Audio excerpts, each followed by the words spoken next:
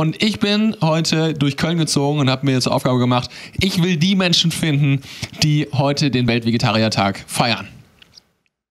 Die verzweifelte Suche nach einem Vegetarier. Seid ihr zufälligerweise Vegetarier? Nein. Bist du Vegetarier zufälligerweise? Das ist charmant. Vegetarier? Nein. Wie sieht es bei euch aus? Seid ihr Vegetarier? Nee. Nein, sorry. Seid ihr Vegetarier zufälligerweise? Nee. Jein.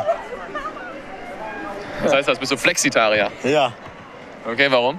Ja, meine Mutter kocht ab und zu vegetarisch oder vegan und dann, ja, esse ich das halt. Ich bin sogar Veganer. Veganer? Ja. Warum? Weil ich nur bei Mc's esse. Und was hältst du allgemein von Vegetariern?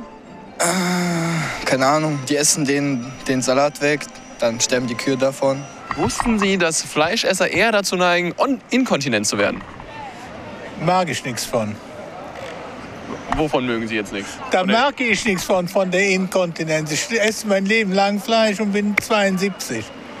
Ja, ich bin ein richtiger Fleischfresser. Viele machen das ja auch, weil die Tiere so gequält werden in den Haltungen, deswegen vielleicht. Aber da denkst du, ist egal? Ja, ist eigentlich egal. Was für Tierquälerei. Wozu wurden die Tiere denn auf der Welt erschaffen? Wenn du jetzt aber sehen würdest, wie eine Kuh geschlachtet werden würde, würdest du das Fleisch dann trotzdem essen, nachdem du gesehen hast, wie diese Kuh geschlachtet werden würde? Ja. Hi. Das ist Jasmin, sie ist Single. Ja, also sie ist Thema Fleisch, sie ist Single. Ich muss noch ergänzen, ich habe relativ lange gesucht, wie ihr auch in dem Video gesehen habt.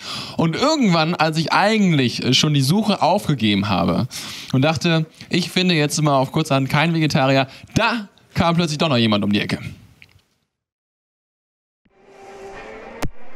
Seid ihr zufälligerweise Vegetarier? Ja.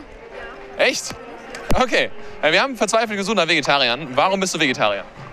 Weil ich erstens kein Fleisch mag, also vom Geschmack her. Und dann habe ich mich halt informiert und habe weiter so über die Tiere und so rausgefunden. Und ja, ich finde es halt einfach schlimm, einfach schrecklich, was da gemacht wird in der Massentierhaltung. Und auch für die Umwelt einfach das Fleisch, das ist einfach...